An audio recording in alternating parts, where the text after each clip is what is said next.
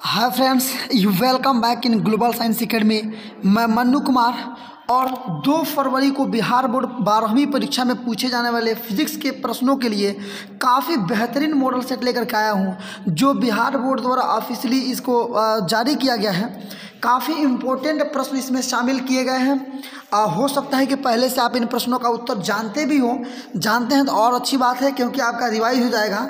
और यदि आपको इन प्रश्नों पर आपकी बेहतरीन कमांड नहीं है तो सबसे पहले मैं आपको सिचुएट करूँगा, आपको सबसे पहले मैं सजेस्ट करूँगा कि हमारे भाई इन सारे प्रश्नों का उत्तर आप ज़रूर जान लें, क्योंकि ये फिजिक्स के लिए काफ़ी इम्पोर्टेंट प्रश्नों का संग्रह है। तो चलिए, आज के इस वीडियो लेक्चर में काफ़ी बेहतरीन ढंग से एक पूरे सेट को हम लोग कवर करेंगे, जिसमें 70 ऑब्जेक्टिव्स और बाकी के सब्जेक्टिव्स के फुल क्वेश्चंस आपको मिलेंगे। तो वीडियो में अंत तक जरूर बने रहें। यह वीडियो आपको एग्जामिनेशन के दृष्टिकोण से बहुत महत्वपूर्ण है, आपको बहुत ज़्यादा लाभान्वित भी पहुंचाने वाला है, लाभान्वित भी करने वाला है। इसलिए डेफिनेटली आपको स्टार्टिंग से लास्ट तक इस वीडियो में बने रहना चाहिए। तो चलिए, थोड़ा सा आप इसका स्ट्रक्चर थोड़ा सा जान लेंगे कि आपका जो फिजिक्स का पेपर है उसका स्ट्रक्चर किस प्रकार से रहेगा। इसके बाद से फटाफट हम लोग प्रश्नों का सॉल्यूशन निकालने चलेंगे। तो जैसा कि आप अभी स्पष्ट रूप से यहाँ देख पा रहे हैं कि यहाँ आपका है intermediate examination 2022 annual set, model set और फिजिक्स। ये आपका भौतिकी शास्त्र का ऐच्छिक है, अर्थात इसको बनाना ही है।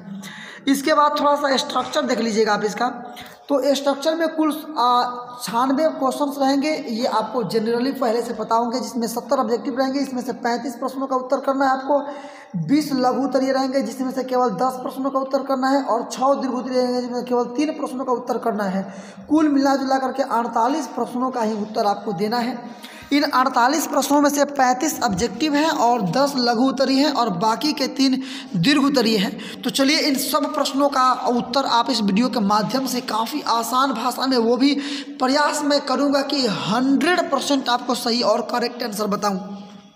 तो चलिए, बिना टाइम वेस्ट किए डायरेक्टली इसकी जो आप भूमिका है, जो इसका निर्देश है, वो हम मानते हैं कि आप अपने पहले से जानते होंगे कि अपने भाषा में इसका आंसर देना है। किसी प्रकार का इलेक्ट्रिक मशीन या किसी प्रकार का उपकरण लेकर के एग्जामिनेशन में नहीं जाना है, शांत से बैठ के एग्जाम देना है।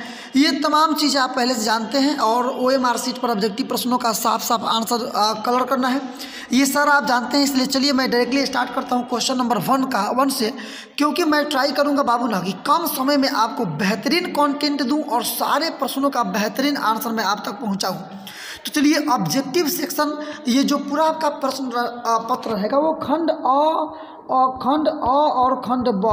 तो खंड ब, ये 2 खंडों में रहेगा। अ में ऑब्जेक्टिव है, ब में आपका सब्जेक्टिव है। आप इसको जरूर कीजिएगा, बहुत आनंद आने वाला है इस वीडियो के माध्यम से, और आप काफ़ी इंपॉर्टेंट प्रश्नों को जानने भी वाले हैं। तो स्टार्टिंग से अंत तक बने रहना, आप दिस जो रिस्पॉन्सिबिलिटी। तो यहाँ थोड़ा निर्देश देख लेंगे। प्रश्न संख्या 1 से लेकर के 70 तक 4 विकल्प दिए गए ऑब्जेक्टिव है, जिनमें से एक सही है। अपने द्वारा चुने गए आंसर को OMR शीट, मतलब ऑप्टिकल मार्क रीडर पर आपको चिन्हित करना है। किन्हीं 35 प्रश्नों का उत्तर देना है। इसी चीज़ को यहाँ पर आपका अंग्रेजी में भी लिखा है कि question number 1 to 17 have 4 options but out of which, मतलब आप इसको भर लीजिएगा, वो सेम टू सेम मतलब है उसका। अब क्वेश्चंस का बात हम लोग थोड़ा करेंगे बाबू। देखिए, पहला नंबर है कि पृष्ठीय घनत्व का ऐसा ही मात्रक होता है। देखिए, ऐसे प्रश्नों का उत्तर यदि आप बेहतरीन ढंग से नहीं जानते हैं तो फिर आप बेहतरीन मार्क्स नहीं कर पाएंगे अपने एग्जामिनेशन में।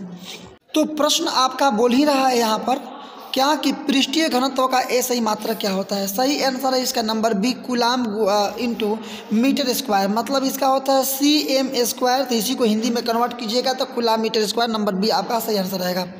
क्वेश्चन नंबर 2 की बारी आती है भाई। अब क्वेश्चन नंबर 2 में बोल रहा है कि एप्सिलॉन 0 का मान क्या होता है। तो आपको पता होना चाहिए कि एप्सिलॉन 0 का मान होता है 8.85 इंटू 10⁻⁻12 F पर आपका मीटर। तो ऑप्शन आप लीजिएगा तो नंबर ए आपका सही आंसर यहाँ मिल जाएगा स्पष्ट रूप से। तो क्वेश्चन नंबर 2 का ए सही आंसर रहेगा। क्वेश्चन नंबर 3 पर आप चलेंगे। फटाफट सारे प्रश्नों का उत्तर आप बेहतरीन ढंग से सीखने वाले हैं।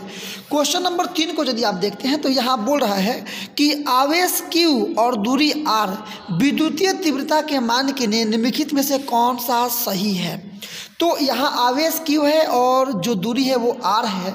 तो इसके लिए हो जाएगा आपका नंबर ई का मान आप यदि से साबित हो किए हैं इसको अक्षीय रूप में कि 1/4 पाई एप्सिलॉन 0 इंटू में Q बटा आर स्क्वायर। ऑप्शन यदि आप मिलाने का कोशिश कीजिएगा तो नंबर बी आपका है ई बराबर 1/4 pi epsilon 0 into Q upon R2 square. So question number 3 का बाबू आपका डेफिनेटली आंसर हो जाएगा नंबर बी। इसके बाद से क्वेश्चन नंबर आपका 4, चलिए इस पर आप ध्यान लगाएंगे। क्वेश्चन नंबर 4 आपका बोल रहा है किसी गोलीय पृष्ठ के अंदर प्लस Q आवेश रख दिया जाए तो संपूर्ण पृष्ठ से निकलने वाले विद्युत फ्लक्स के लिए निम्नलिखित में से कौन सही है। निम्नलिखित में से कौन क्या है सही है। तो होता है आपका क्या कि Q2 जो आवेश रखे हैं तो Q स्क्वायर बटा में एप्सिलॉन 0 मिलाइएगा आप आंसर। तो ये आपका क्वेश्चन नंबर 4 यदि आप आंसर मिलाते हैं तो बी में आपका मिलेगा मतलब Q बटा एप्सिलॉन 0। माफ़ी चाहते हैं बाबू, सही आंसर होता है Q बटा एप्सिलॉन 0। नंबर बी आपका सही आंसर रहेगा क्वेश्चन नंबर 4 का। क्वेश्चन नंबर 5 पर अब आप माइंड को कंसल्ट करेंगे। क्वेश्चन नंबर 5 आपका बोल रहा है कि 2 पार्ट में इसको देखना होगा क्वेश्चन नंबर 5 को, क्योंकि क्वेश्चन ऊपर है आंसर नीचे है। यहाँ पर विद्युत द्विध्रुव के निरक्षीय स्थिति में विद्युत विभव का व्यंजक क्या होता है। तो निरक्षीय स्थिति में तो व्यंजक आपको पता होना चाहिए कि शून्य होता है। ऑप्शन मिलाएंगे जब निरक्षीय है तो उसका मतलब शून्य होगा। ऑप्शन मिलाएंगे नंबर डी आपको मिलेगा, तो 5 का डी हो जाएगा सही आंसर। क्वेश्चन नंबर 6 पर आप थोड़ा ध्यान देंगे। अब क्वेश्चन नंबर 6 कह रहा है कि आवेशित संधारित्र पर संग्राहक पट्टिका और संघनक पट्टिका के आवेशों का योग कितना होता है। तो सही इसका आंसर हो जाएगा 0, मतलब नंबर ए इसका सही आंसर रहेगा।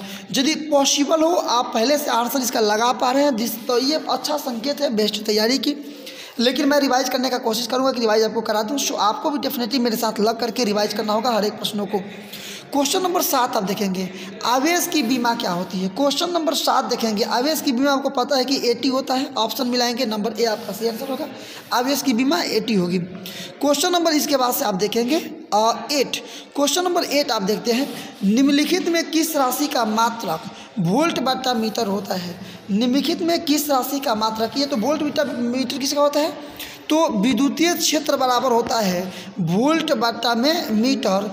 ऑप्शन मिला लेंगे तो आप देखेंगे कि नंबर इसका कितना, नंबर इसका डी सही आंसर होगा 8 का विद्युतीय क्षेत्र का। अब इसके बाद से देखेंगे क्वेश्चन नंबर 9। क्वेश्चन नंबर 9 है कि आपेक्षिक परावैद्युता का ऐसे ही मात्रा, थोड़ा इस पर ध्यान देना पड़ेगा बाबू। आपेक्षिक परावैद्युता के लिए सबसे पहले एफ का यदि आप निकालते हैं ए प्रोपोर्शनल टू Q1 Q2 बटा में आर स्क्वायर। अब फिर से एफ का ही मान आपका निकलता है कि 1/4 पाई एप्सिलॉन इंटू में Q1 बटा में Q2 बटा में आपका आर स्क्वायर। इसको हल करते हैं तो आपका यहाँ मान निकल जाएगा और नंबर 9 का कि इसका ए सही मात्रक होता है कूलाम स्क्वायर प्रति न्यूटन प्रति एम स्क्वायर, यही इसका मान होता है। आप यहाँ पर कवर करने का कोशिश कीजिएगा, तो इसमें देखिएगा कि कोई भी ऑप्शन नहीं दिया है, क्योंकि आपेक्षिक परावैद्युता का ऐसे मात्रक होता है कूलाम स्क्वायर प्रति न्यूटन प्रति मीटर स्क्वायर। यहाँ पर कोई भी ऑप्शन नहीं मिल पा रहा है, इसलिए नंबर डी आपसे आंसर मार लेंगे। क्वेश्चन नंबर अब आपका 10। क्वेश्चन नंबर 10 कर रहा है कि 2 समान धारिता सी वाले संधारित्र को समानांतर क्रम में जोड़ा गया है तो उसकी समतुल्य धारिता क्या होगी। तो 10 का ए आंसर हो जाएगा 2C। क्वेश्चन नंबर आपका 11। 70 प्रश्नों को हम लोग को देखना है। क्वेश्चन नंबर 11 यहाँ पर आपका है म्यू अपर्तनांक और ए प्रिज्म के कोण वाले पतले प्रिज्म का न्यूनतम विचलन कोण होगा। तो यहाँ पर आपका न्यूनतम विचलन कोण होता है, आपको पता होना चाहिए कि म्यू -1 इंटू जो प्रिज्म दिया होगा, मतलब प्रिज्म ए दिया है तो अपर्तनांक -1 इंटू प्रिज्म, मतलब मिलाइएगा ऑप्शन, तो नंबर बी आपका सही आंसर रहेगा। क्वेश्चन नंबर 11 का। क्वेश्चन नंबर 12 पर आप ध्यान देंगे बाबू। सूर्य के प्रकाश का वर्णक्रम कैसा होता है। तो सूर्य का प्रकाश का वर्णक्रम सतत होता है, नंबर ए आपका सही आंसर रहेगा। क्वेश्चन नंबर आपका 13। सामान्य संयोजन के लिए खगोलीय दूरदर्शक की आवर्धन क्षमता कितनी होती है। तो ये होता है माइनस में F0 अपॉन में FE। ऑप्शन मिला लेंगे तो नंबर ए आपका सही आंसर मिलेगा, माइनस में F0 अपॉन FE। तो 13 का ए सही आंसर रह जाएगा। क्वेश्चन नंबर इसके बाद से 14। निम्नलिखित में किसका अपर्तनांक सबसे अधिक है? हीरा का सबसे अधिक होता है 2.42। तो यहाँ ऑप्शन नंबर डी हीरा है, इसलिए हीरा सही आंसर रहेगा। क्वेश्चन नंबर इसके बाद से 15, फ्रिंज की चौड़ाई के लिए निम्नलिखित में से कौन सा सूत्र सही है? मतलब आपको ब्रॉड निकालना है, कौन सही है। तो बी बराबर होता है, आपको पता होना चाहिए, डी लेमडा बाटा में स्मॉल डी। ऑप्शन मिलाएंगे, नंबर ए आपका सही आंसर आएगा। तो 15 का नंबर ए आपका सही आंसर। क्वेश्चन नंबर 16, एक प्रकाश वर्ष कितना होता है? तो एक प्रकाश वर्ष होता है आपका 9.46 गुणे 10 का पावर 15 मीटर। तो इसलिए आप यहाँ मिलाएंगे तो नंबर ए आपका सही आंसर रहेगा। क्वेश्चन नंबर अब इसके बाद से 17, ये तो बड़ा फेमस फॉर्मूला है, आप लोग इसको सिद्ध भी किए होंगे। लेंस मेकर सूत्र कौन सा है?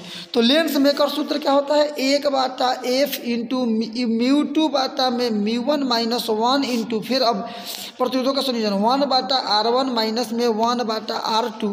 ये आपका सूत्र होता है किसके लिए?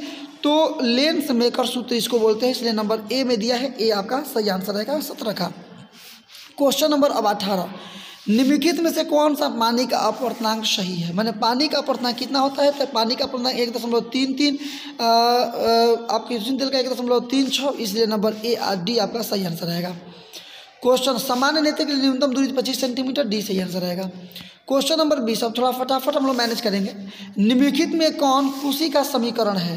तो कुशी का समीकरण, ये तो उतना फेमस क्वेश्चन नहीं है, लेकिन ऑब्जेक्टिव में दे दिया है, आपको पता होना चाहिए कि होता है कुशी का समीकरण म्यू बराबर ए प्लस में बी बाटा लेमडा स्क्वायर। आप यहाँ ऑप्शन मिलेगा तो सी में आपको ऑप्शन मिलेगा, तो 20 का सी सही आंसर रह जाएगा। और 50 प्रश्नों को केवल देखना है ऑब्जेक्टिव में। ये 21 नंबर क्वेश्चन, निम्नलिखित में कौन प्रकीर्णित प्रकाश की तीव्रता 1 और प्रकाश के तरंग दैर्ध्य लेमडा के लिए सही समीकरण है? तो इसके लिए आपको पता होना चाहिए कि होता क्या है कि आई मतलब जो तीव्रता, प्रकाश की तीव्रता प्रोपोर्शनल होता है 1 लेमडा का पावर 4 का। मिलाइएगा, सही आंसर मिल जाएगा नंबर डी। 21 का सही आंसर हो जाएगा नंबर डी। अब क्वेश्चन नंबर आपका 22, क्वेश्चन नंबर 22 है कि निम्नलिखित में कौन प्रकाश के लिए माध्यम के बदलने से नहीं बदलता है? तो आपको पता होना चाहिए कि जब प्रकाश का माध्यम बदलता है, जब प्रकाश का माध्यम बदलता है तो केवल आवृत्ति नहीं बदलती है, जबकि वेग तो बदलेगा ही बदलेगा। अपर्तनांक और तरंगदैर्घ्य बदलता है, आवृत्ति नहीं बदलती है। ये पूछ रहा है कौन नहीं बदलता है? यस, सही आंसर नंबर ए, आवृत्ति नहीं बदलती है। क्वेश्चन नंबर इसके बाद से 23, क्वेश्चन नंबर आप 23 देखिएगा, निम्नलिखित में कौन सही संबंध है? नंबर ए सही आंसर रहेगा, कलांतर इज इक्वल टू 2π/λ इंटू पथांतर। नंबर ए सही आंसर रहेगा। क्वेश्चन नंबर 22 को आप डिस्कस कर लीजिए, आप 24 को। क्वेश्चन नंबर 24 है कि निम्नलिखित में कौन विनाशी व्यतिकरण का है? विनाशी व्यतिकरण बराबर क्या होता है? कलांतर बराबर में आपका 2n+1 इंटू में पाई। ये जो समीकरण है ये विनाशी व्यतिकरण का है, तो आप मिलाइएगा तो नंबर ए आपका, इसमें नंबर बी आपका सही आंसर मिलेगा, 24 का बी। क्वेश्चन नंबर इसके बाद से 25, क्वेश्चन नंबर 25 है, निम्नलिखित में कौन प्रकाश के रंग के लिए मुख्य कारण है? निम्नलिखित के मैंने प्रकाश के रंग के लिए मुख्य कारण कौन सा है? तो तरंगदैर्घ्य, प्रकाश का अपवर्तन उसी से होता है, प्रकाश का प्रभाव, क्योंकि अलग अलग प्रकाशों का तरंगदैर्घ्य अलग होता है। सबसे ज़्यादा होता है लाल का 7500 एंगस्ट्रॉम और सबसे कम होता है बैगनी का, तो इसीलिए तरंगदैर्घ्य बदलता है, जिसके चलते चाल बदल जाती है, इसलिए नंबर ए आपका सही आंसर रहेगा और प्रकाश का प्रकटन हो जाता है। नंबर 26, निम्नलिखित में कौन आवेश रहित है? इसमें से कौन सा होता है जो कि आवेश रहित है? तो फोटान कणों पर कोई, अल्फा कण धनावेशित, बीटा कण आवेशित, प्रोटॉन तो धनावेशित ही होता है, फोटान कणों पर कोई आवेश नहीं था, सी सही आंसर रहेगा। इसके बाद से क्वेश्चन नंबर आपका 27, फटाफट देखिए, निम्नलिखित में से किस इलेक्ट्रॉन वोल्ट से मापी जाती है? मतलब इसमें कौन है जो इलेक्ट्रॉन वोल्ट से मापा जाता है? तो सही आपको पता है कि ऊर्जा का मात्रक होता है आपका इलेक्ट्रॉन वोल्ट। ऊर्जा का मतलब एक अतिरिक्त मात्रक है इलेक्ट्रॉन वोल्ट, तो ऊर्जा आप यहाँ मार सकते हैं। क्वेश्चन नंबर अब इसके बाद से 28, निम्नलिखित में से कौन फोटान के ऊर्जा के लिए सही है? निम्नलिखित में से फोटान की ऊर्जा के लिए कौन सही? तो फोटान की ऊर्जा क्या होती है? hv/λ। ये तो फिजिक्स में भी पढ़े, आप केमिस्ट्री में भी पढ़े हैं क्लास 11th में, नंबर बी आपका सही आंसर रहेगा। क्वेश्चन नंबर आपका 29, तरंग संख्या बराबर होती है किसके? तरंग संख्या किसके बराबर होती है? तो तरंग संख्या बराबर होता है 1/λ, ए आपका सही आंसर रहेगा। क्वेश्चन नंबर आपका 30, क्वेश्चन नंबर 30 को थोड़ा फिर से सघनता से समझेंगे। निम्नलिखित में कौन संबंध नाभिक की त्रिज्या के लिए सही है? निम्नलिखित में से कौन सा संबंध नाभिक के त्रिज्या के लिए सही है? तो r बराबर होता है आपका r0a⁻1/3। ये सही आंसर आपका दिया है, ये आप टिक कर देंगे। क्वेश्चन नंबर 31 मतलब 31, निम्नलिखित में कौन सा संबंध सही है? निम्नलिखित में कौन सा संबंध सही है? तो इसका ए सही है, एक यूनियन 1.6605 इंटू 10⁻⁻24 kg, मतलब ए इसका सही आंसर है। क्वेश्चन नंबर आपका 32, निम्नलिखित में कौन औसत आयु के लिए सही है? तो औसत आयु यहाँ पूछ रहा है आपका, तो आप यहाँ मिला लेंगे 32 में नंबर इसका सी सही आंसर होगा, T0 बराबर 1/λ। क्वेश्चन नंबर 33 आप देखेंगे, कह रहा है कि न्यूट्रॉनों की संख्या, न्यूट्रॉन की संख्या मतलब क्या है? ये द्रव्यमान में से परमाणु क्रमांक घटा लेंगे, मतलब आप यहाँ घटा लेंगे 238 में से घटा लेंगे 92, तो जो आएगा वही। देखिए हो सकता है इसकी जगह पर कोई दूसरा क्वेश्चन दे दे, लेकिन आप याद रखिएगा जो ऊपर वाला परमाणु द्रव्यमान है, परमाणु क्रमांक नीचे वाला घटाएंगे तो जो अंतर मिलेगा वही होता है यहाँ पर न्यूट्रॉन की संख्या। तो यूरेनियम के लिए न्यूट्रॉन की संख्या होती है 146, तो इसका सही आंसर आएगा नंबर सी। क्वेश्चन नंबर इसके बाद से 34, निम्नलिखित में कौन सही है? निम्नलिखित में से कौन सही है? तो आपका होता है 4 to the 10 = 100 to the 2, तो मिला लीजिएगा, यहाँ सही आंसर मिल जाएगा आपका नंबर ए। क्वेश्चन नंबर 35, अब यदि इतना प्रश्न आप कर ले रहे हैं तो आप आधा ऑब्जेक्टिव कर लिए, मतलब जो जितना आपको करना था 35 प्रश्न, आपने 35 प्रश्न सही कर लिए। इसमें से आप 10 नंबर के क्वेश्चंस आपके एग्जामिनेशन में रहेंगे, इसकी गारंटी मैं देता हूँ, जरूर रहेंगे ऐसा, मतलब हालांकि एग्जामिनेशन में तो कोई गारंटी नहीं होता है, क्योंकि कब क्या कैसे कौन हो जाएगा इसकी कोई वारंटी नहीं है, लेकिन फिर भी मेरा आशा है कि 10 नंबर के प्रश्न इसमें से रहेंगे।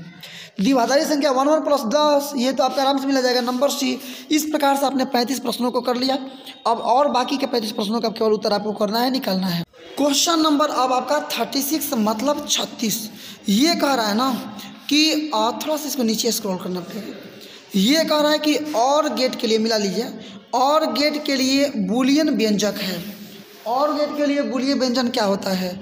तो इसका सही आंसर पहले आपको लिख कर मैं दिखा देता हूँ कि बूलियन व्यंजन होता क्या है। तो और गेट के लिए होता है a + b = c। ऑप्शन में लाइएगा, नंबर डी आपका सही मिल जाएगा।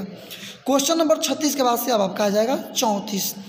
कह रहा है कि चुंबकीय आघूर्ण का सही मात्रक क्या होता है? काफ़ी बेहतरीन प्रश्न है, हर एक साल एग्जामिनेशन में काफ़ी इंपॉर्टेंट रहता है। तो इसका सही आंसर होता है जूल प्रति टन, मतलब ये इसका सही मात्रक हो जाए आपका J/T, मतलब ए नंबर इसका सही आंसर रहेगा। क्वेश्चन नंबर इसके बाद 38 मतलब 38, चुंबकशीलता होती है क्या? चुंबकशीलता का मान बताना है। चुंबकशीलता मतलब म्यू बराबर होता है B/H। ऑप्शन मिलाएंगे, नंबर ए आपका सही आंसर है, चुंबकशीलता बराबर। क्वेश्चन नंबर आपका 38, निम्नलिखित में नमन कोण मतलब डेल्टा के लिए कौन सा सही है? तो नमन कोण डेल्टा के लिए आपको पता ही होना चाहिए कि tan आपका डेल्टा बराबर होता है BV/BH। सही ऑप्शन मिलेगा, ए आपका सही आंसर रहेगा। तो नमन कोण मतलब tan डेल्टा बराबर हो जाएगा BV/BH। इसके बाद से क्वेश्चन नंबर आपका 40, पृथ्वी के चुंबकीय ध्रुव पर नमन कोण का मान कितना होता है? पृथ्वी के चुंबकीय ध्रुव पर नमन कोण का मान कितना होता है? तो आपको पता होना चाहिए कि पृथ्वी के चुंबकीय ध्रुव पर नमन कोण का मान हमेशा होता है 90 डिग्री। अब नीचे ऑप्शन दिया होगा तो मार लेंगे, नहीं दिया होगा तो इनमें कोई नहीं हो जाएगा। 90 डिग्री आप फिलहाल मिला लेंगे, सी में दिया है 90 डिग्री, तो 40 का सी हो जाएगा आपका सही आंसर। क्वेश्चन नंबर आपका 41, चुंबक की ज्यामितीय लंबाई Lg तथा चुंबकीय लंबाई Lm के बीच कौन सा संबंध है? तो आपको पता होना चाहिए कि Lm बराबर होता है 5/6 इंटू Lg। नंबर ए आपका सही आंसर है, आप मिला लीजिएगा। तो यहाँ पर सही आंसर हो जाएगा नंबर ए।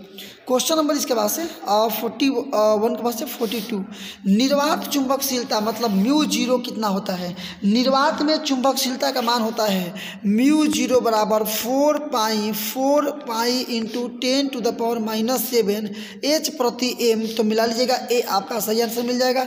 42 का सही आंसर हो जाएगा ए। इसके बाद से क्वेश्चन नंबर 43, देखिए मैं प्रयास कर रहा हूँ कि हर एक प्रश्न का सही जवाब मैं आपको दूँ, डेफिनेटली सही होने भी चाहिए, क्योंकि पूरी ट्राई की गई है कि सही से आंसर, इसको सब में काफ़ी शोध किया गया है, इसको पहले तो सही से मारा गया है, इसके बाद से इसको चेकअप भी किया गया है, तो डेफिनेटली सही होना चाहिए। निर्वात में निर्वात में तो चुंबकीय प्रवृत्ति काम ही नहीं करती है, नहीं करती, इसका मतलब 0 हो जाएगा। ए आपका सही आंसर होगा। नंबर आपका 44, निर्वात में विद्युत चुंबकीय तरंग की चाल कितनी होती है?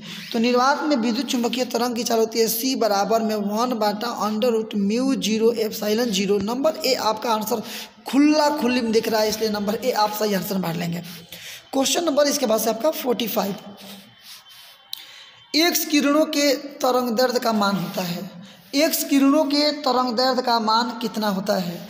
तो ये हो जाएगा आपका नंबर ए, लंबाई बराबर, यहाँ बराबर छिपा है, लंबाई लगभग, सॉरी ये लगभग है, बराबर नहीं रहेगा। तो एक्स किरणों का तरंग दैर्ध्य होता है लगभग 10⁻⁷ मीटर। क्वेश्चन नंबर 45 के बाद से अब 46 मतलब 46, विद्युत चुंबकीय तरंग के संचरण की दिशा क्या होती है? विद्युत चुंबकीय तरंग के संचरण की दिशा क्या होती है? तो होता है विद्युत क्षेत्र की तीव्रता मतलब सदिश ए एक्स और सदिश बी मतलब पृष्ठ। नंबर डी आपका सही आंसर हो जाएगा, इसके समानांतर। क्वेश्चन नंबर 47, एक इलेक्ट्रॉन पर कितने 1.6 × 10⁻⁻19 कूलम मिला लीजिएगा। नंबर बी आपका सही, 1.6 × 10⁻⁻19 कूलम सही आंसर है बी। 47 का भी, ये तो पहले से आपको पता होना चाहिए 47 का बी होगा, क्योंकि बहुत पुराना क्वेश्चन है, 8, 9 से 10 से लड़के इसको बहुत अच्छी तरह से पढ़ते हैं। नंबर 48, कह रहा है प्लांक नियतांक की बीमा कितनी होती है? तो प्लांक नियतांक की बीमा होती है ml2t-1, मिला लेंगे ए आपका सही आंसर हो जाएगा, ml² r t-1। तो 48 का ए आपका सही आंसर रहेगा। 49, निम्नलिखित में से कौन सही है? तो अब देखिए इसमें बोल क्या रहा है, इलेक्ट्रॉन वोल्ट का मान पूछ रहा है। क्या है आपका?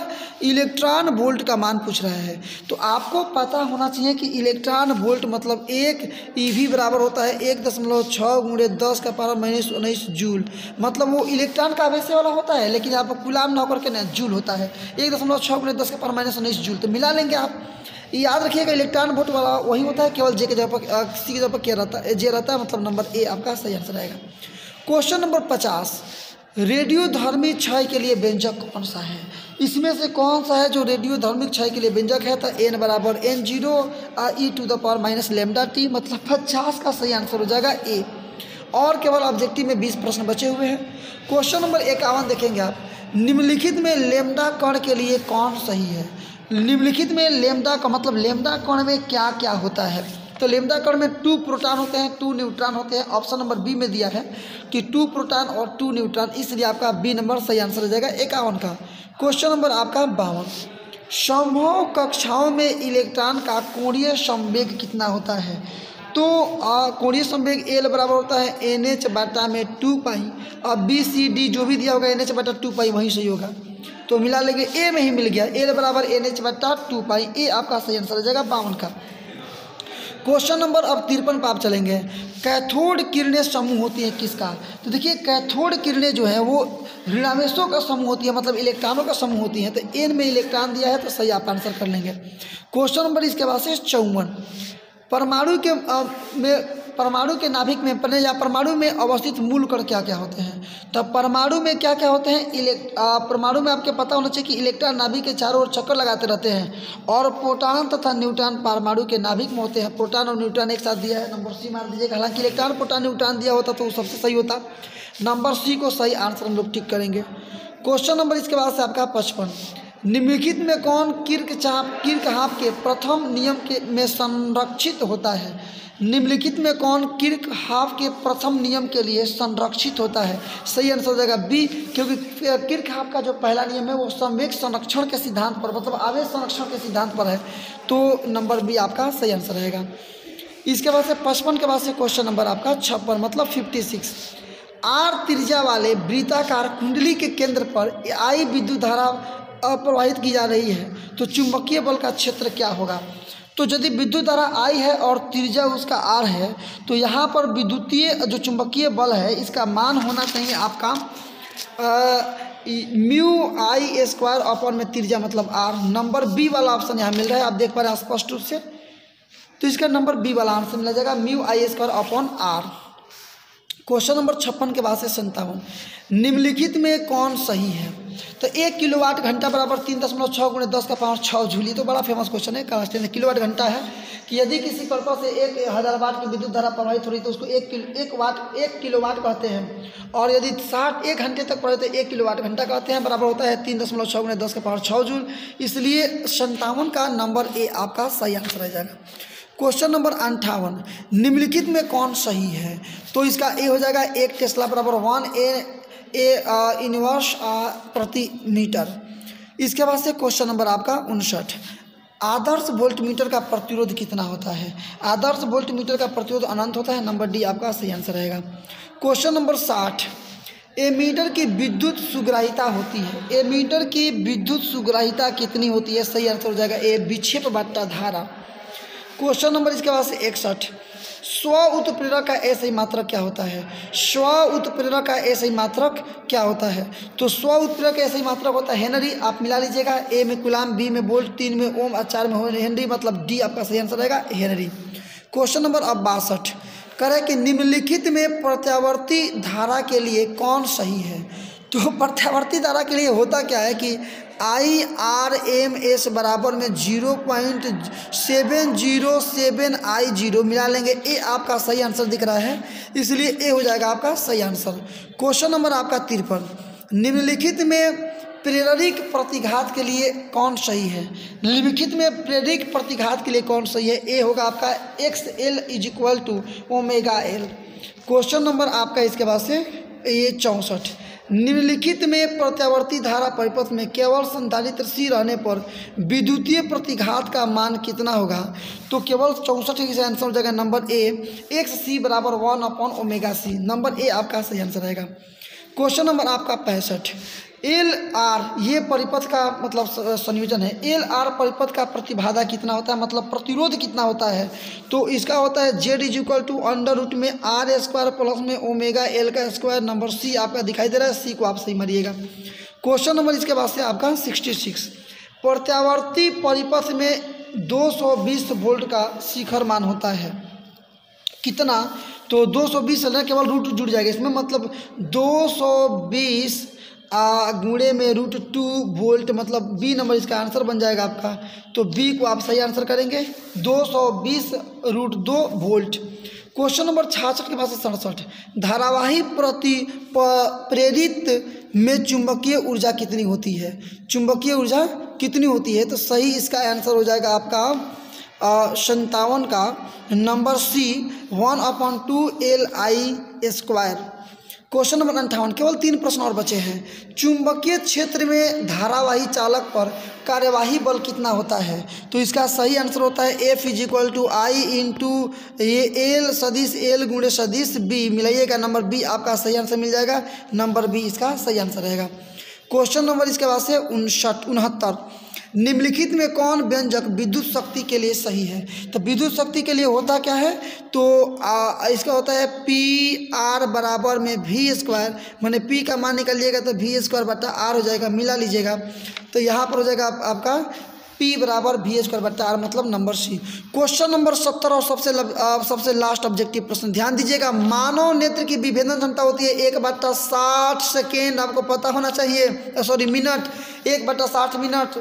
तो इसलिए सही आंसर हो जाएगा इसका नंबर ए। इस प्रकार से इस वीडियो के माध्यम से पूरे 70 में 70 सही ऑब्जेक्टिव प्रश्नों का उत्तर आपने जाना।